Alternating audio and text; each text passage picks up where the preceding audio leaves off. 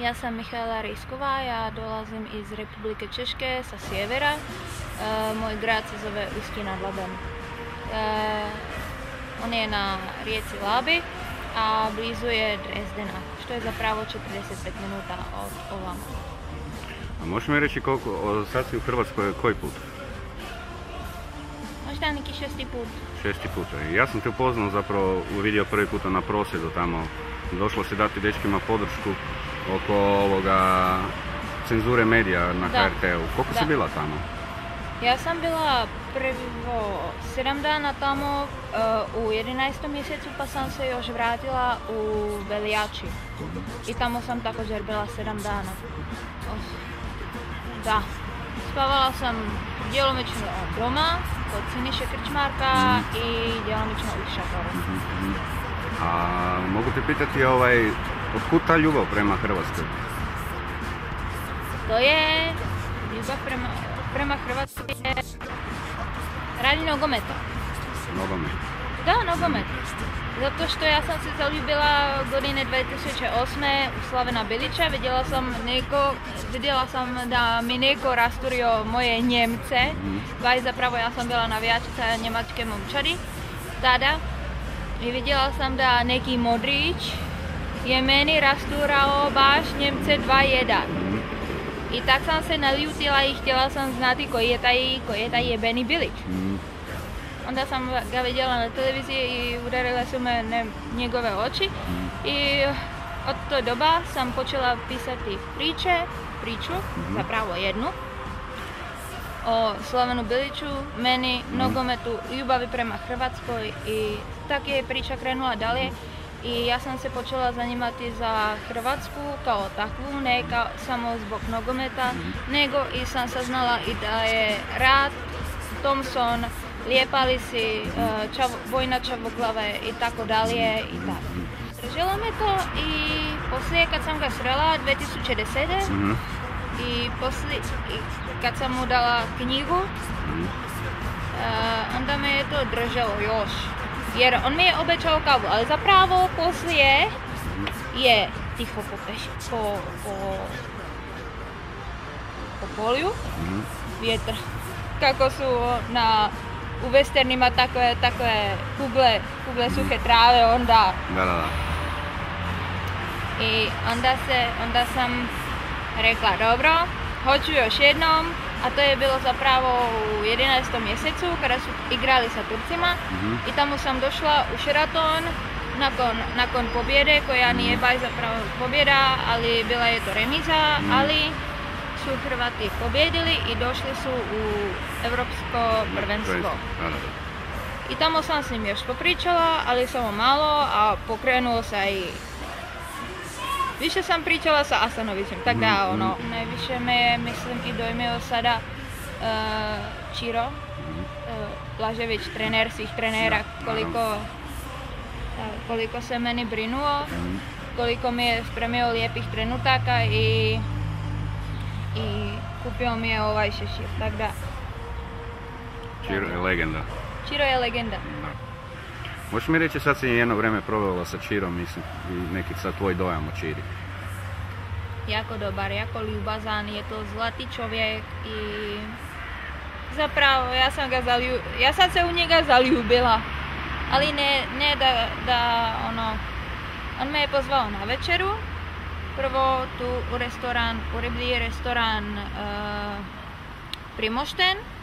I tamo me je stvarno počastio, ja sam ga vidjela prvi put, inače sam o njemu čitala 4 godine. I ništa, ja sam se ovako zakočila i on je meni prišao i rekao, a dobar dan zlato, kako si ti meni? Stvarno je zlatni čovjek. I pjevala sam mu, pričala sam mu sve, svidjele mu se moje priče i jako je drag. Samouka, ja sam išla u knjižnicu, tamo sam si uzela rječnik hrvatski, naravno bile su tamo riječi srpskog podrijetla. To su me Hrvati baš upozorili, ovo je srpsko, a ovo nije hrvatsko. Onda pa sam to sve zanemarila i sada pričam tako kako sam naučila. Da. Znači ponekad mi pobjegne neka riječ, primjerice kičma i kralježnica. Što me zapravo dojmilo je vukovarski toranj koji je bio više puta ranjavan, baš me je oduševio, i 1000 križeva Vukovara. I poslije kad sam bila u Sisku, ta Sava je tu u Zagrebu. Kupa. Rijeka Kupa, pa je još Odra je tamo rijeka i Sava naravno, da. Eto zašto mi se ta Sava tamo pobrkala.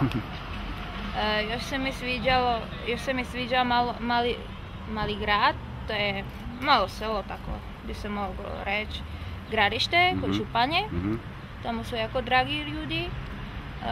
Volim Murter, more, zalasci. O generalima znam tu priču i mislim da su potpuno nevini. Čitala sam priču o generali Anti Gotovini i dalje ga podržavam. Kad su uhitili Ratka Mladića, bila sam sretna. Bila sam zapravo, stvarno sam bila sretna što su ga uhitili jer on je to zaslužio. Da, ali znaš da možda generalu Mladiću ne sude ništa za Hrvatsku? Je li bilo on je odgovoran za Škrabrnju, to znaš to? Da, i ništa mu ne Škabrnja. sude. Da, ali Škabrnja je također bila odvratna stvar. Isto što i Srebrenica, naravno, što je bilo u Bosni i Hercegovini. Također o tom imam toliko debelu knjigu. To je kao priča, ali istinita i opisuje sve događaje kako su se desile. I mislim stvarno da Ante Gotovina i Čermak i sad Markač su stvarno nevini. Jednoga pustili, Čermaka. Da. A Markač je dobio manju kaznu od Ante Gotovine koji, ne znam, meni se ne sviđa kako Haški sud za baš nešto govori o tome što ne smije da gura nos. Ovo je bio naš rat, ili vaš rat. Moram reći da sam jako bila potresena kad sam ušla u Ovčaru.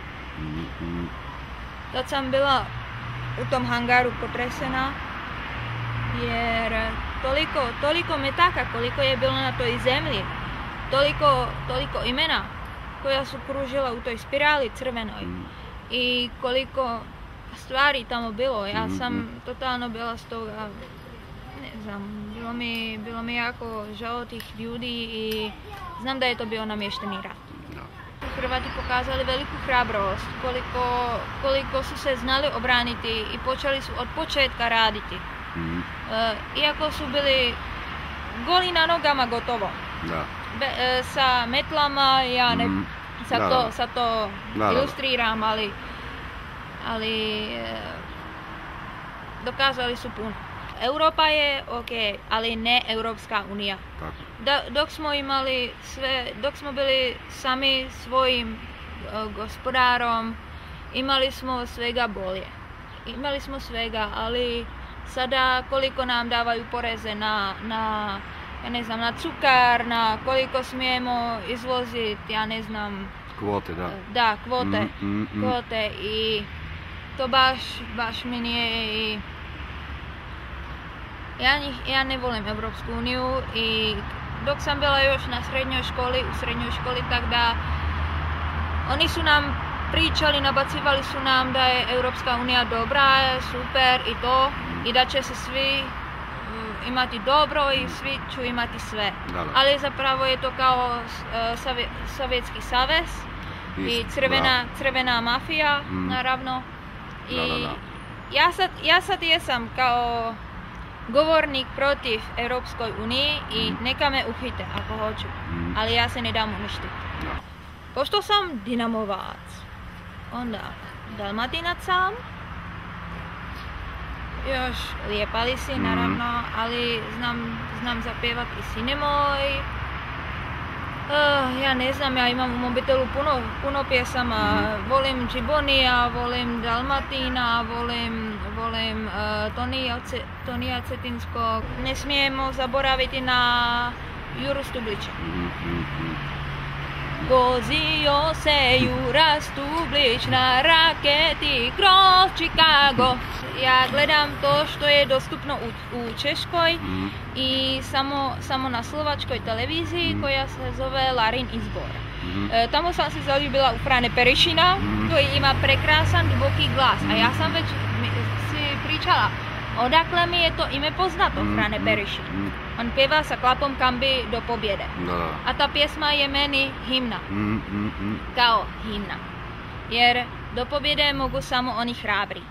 A ja sam jedna od njih. I još mi se sviđa Stipe u gostima i Zauvijek su sjedi. Super.